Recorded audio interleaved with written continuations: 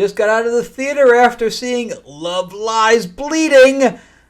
Let's talk about it right now.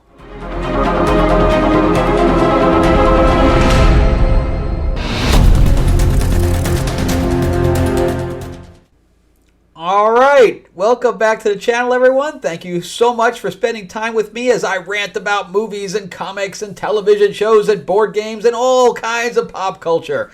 I am Frank Zanker, your host. I'm an award-winning screenwriter, novelist, and comic book writer. And I just finally landed a new film, but it's not shooting till May. So I'm finally getting back into the swing, although there is another strike looming, which is why nobody is working at this time. And from what I'm hearing, that wtih strike is going to happen, unfortunately, for this entire industry. Obviously, nobody wants to work. Everybody just wants to strike. It's crazy. All right, so let's talk about this. But before we do, if you can give me a like and subscribe, give me a thumbs up if you can. If you can subscribe, great. I'm trying to grow the channel out so I can keep doing these reviews. I do look at the reviews from a different point of view. I look at it from a filmmaking point of view. And so that might be a little bit different than some of the other reviewers out there.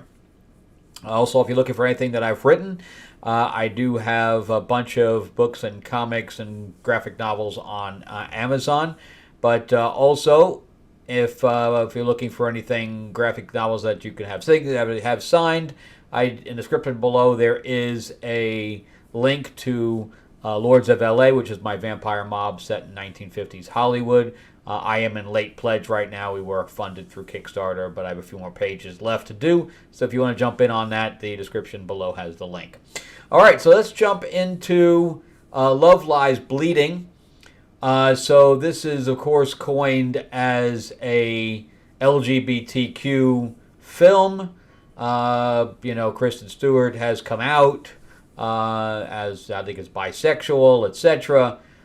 So it's definitely coined that way. That's not obviously why I went to see it. I do like Kristen Stewart. I think she's really good. I like Erin Ed Harris, and I like Jenna Malone, who is a completely underrated actress.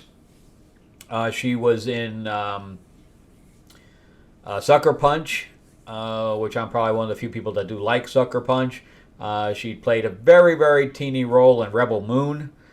She was also in Hatfield and McCoy. She's done a few things, and she's really good, but she doesn't get the roles, unfortunately, but she is really good. But the best thing I can say about this film is the acting is very good. I could tell that the actors poured their soul into this. They really wanted this to be good, and they took the direction from the director, which was part of the problem. Well, we'll jump into that in a second. But yeah, I can definitely tell that the actors really wanted this to be good, and they definitely poured their heart and soul into it. Unfortunately, the generals that were pulling them along had different ideas. So the storyline is, I kind of felt, I knew kind of going into this that it was almost like Pain and Gain, which was, Wahlberg and The Rock. That one had a charm to it that this does not have. And unfortunately, and that one, moved, and I didn't feel bored in that one. It did slow down at times, but this one definitely, when it got a long time to get moving, and I think that they missed the point completely. So the basic storyline is that you have this bodybuilder who literally got thrown out of her house for whatever reason. She was not welcomed at her home. We don't really learn quite a bit about that. We literally have one quick scene on the phone, and that's the only time we ever learn about her home life. But anyway, so she decides that she's going to enter this bodybuilding contest that is in Vegas, and this is 1989, so she's basically traveling across the country by herself, and she ends up in New Mexico with the next stop to be Vegas, but she kind of runs out of money, So she decides to stop for, I guess it's like for a month or whatever. It's at least 3 weeks or so to get a job so she has enough money to get to Vegas. Makes sense. And, the costume department did a decent job with, giving us the 80s. Definitely the production department really pushed the envelope to make this the 80s. And my only problem is that Kristen Stewart ended up she runs a gym. Her father is a gangster who also owns the gym that she works in and also owns a gun range. Her sister is Jenna Malone, who is abused by James Franco, who has a very small role, but he's an abusive husband, and so that kind of motivates Kristen Stewart throughout the film. But so she finally gets to Vegas, and there's a whole bunch of other stuff that goes on. I'm not going to really do any spoilers. That's just the basic plot. But the director and the writer. So the director has literally 5 shorts to her name. 5 shorts. This is the same thing that I ran into when I worked for the L Word, where some of these people are getting huge opportunities that I would never get. And to my face, they will tell me that you won't get any opportunities because you're a straight white male. And on the other side of the coin, other people are getting all of these opportunities because they're part of a specific part of a community. The L Word, the same thing. The directors there were directing $5-6 million episodes, and they literally had like 3 shorts to their name. Same type of thing here. So the director has literally nothing. She has like maybe one other film, one piece of a TV show, literally nothing. And she's directing this. And I would not be surprised if this was a $20 million film or more. 20 to 25 million is my guess. And her name was Rose Glass. And then you had Veronica with a W, so Veronica, I guess. I don't know. But she's just in the same boat where she has they work together on the same shorts. So, but she has at least something else. She worked on the Hannah, the television show, and His Dark Material. So she's worked on but not on the writing side, only on the directing side. She actually has more directing credits than the director. So we have that. And the reason I'm bringing this up is because the weakest part of this film is the directing.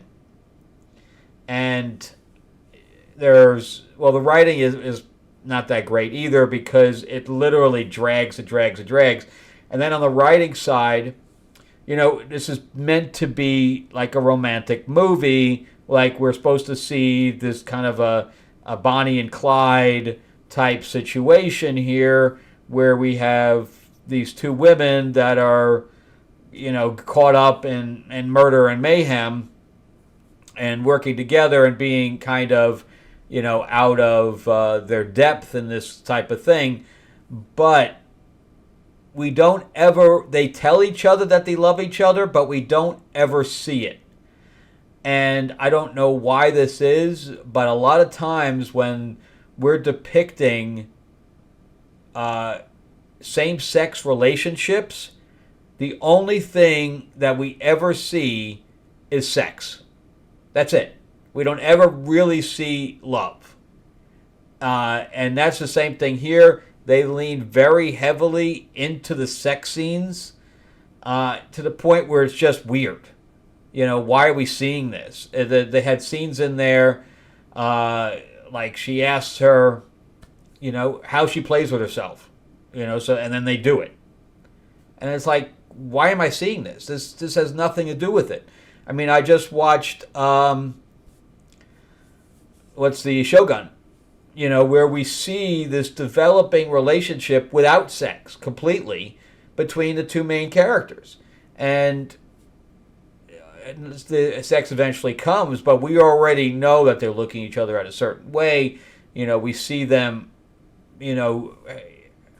handling each other differently, the way their mannerism is and stuff like that. Like, we don't ever see this couple even go out on a date.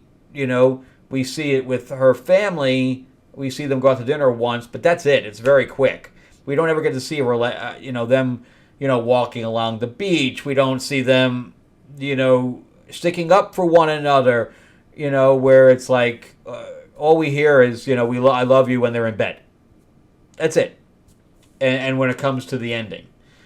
So I really wanted to see a bonding outside of the bedroom, because there's also an allusion to the fact that Jackie, which is the bodybuilder's name, which is, and this is another thing I wanted to talk about, because she's already been in the MCU. She played the warrior woman in Ant-Man Quantumania. She hasn't done a whole lot. Mostly everything that she's done is like one-off television show stuff or in a movie where she's background for the most part. She hasn't done a whole lot. Her name is Katie O'Brien. I thought her acting was very good. And the great thing is that she would make a perfect She-Hulk with very little CG.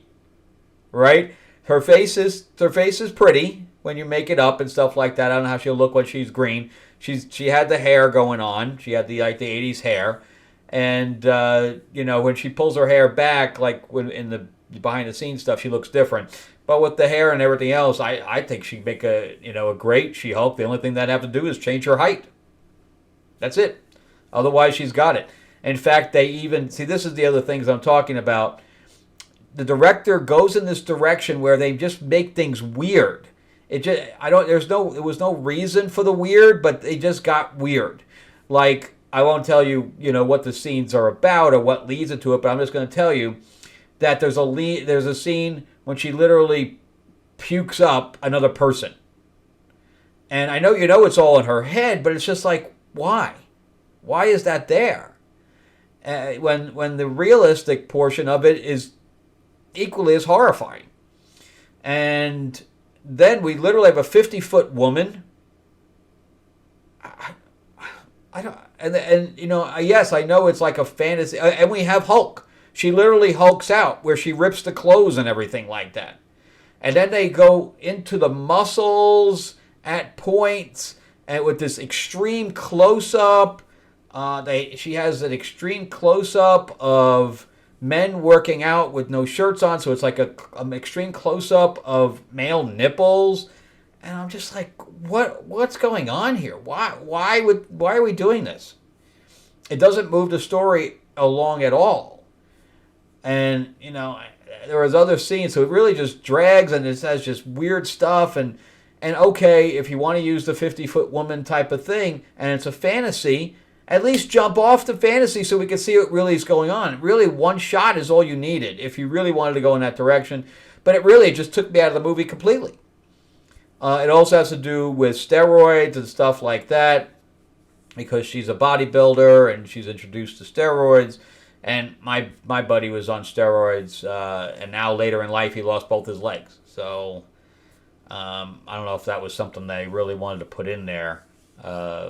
As in, I know is a realistic thing, but nobody really ever came out and said, this is bad, so, I don't know. There are parts of the film I liked, but for the most part, I can't really recommend this film, and it has nothing to do with the LGBTQ side, because I'm looking at this purely as a movie about a relationship, a loving relationship that turns toxic, and then weird stuff happens, where they get caught into things. So, but unfortunately, the characters really weren't developed enough, and all I see them is getting pulled along, and I never really felt anything for the characters, and when all that weird stuff happens with her on stage, I was done. I was already done. Because I'm like, why am I rooting for this character and you just shattered everything?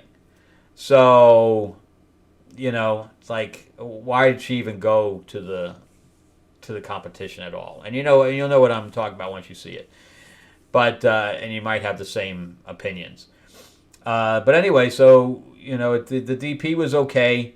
I think that the acting, the production design, and some of the costumes, even though you had Lou, which is Kristen Stewart's character, wearing pretty much, she wears the same shirt, just at different colors because she works at the gym, so she has these gym shirts on, and so she doesn't have much in the way of things. But Jackie's character, Katie O'Brien, the character of Jackie, played by Katie O'Brien, she has more of the '80s look. Then you had this character Daisy that they literally yellowed out her teeth and made her look bad. But anyway, and then they did mullets all over the place, and Ed Harris had just hair here on the back. He just looked weird the whole time. It's amazing. I don't know how old he is, but he's getting up there, and he's still acting. Good for him, man. Anyway, that's it for me, but at a scale from 1 to 10, it's probably a 4. Unfortunate. I thought it had a good premise. It just was not executed well in the least. All right, well, thank you guys so much for watching all the way through. I appreciate you. And, if you give me a like and a thumbs up or a middle finger or whatever. And if you're not subscribed, why the hell not? It's free. Ring that bell.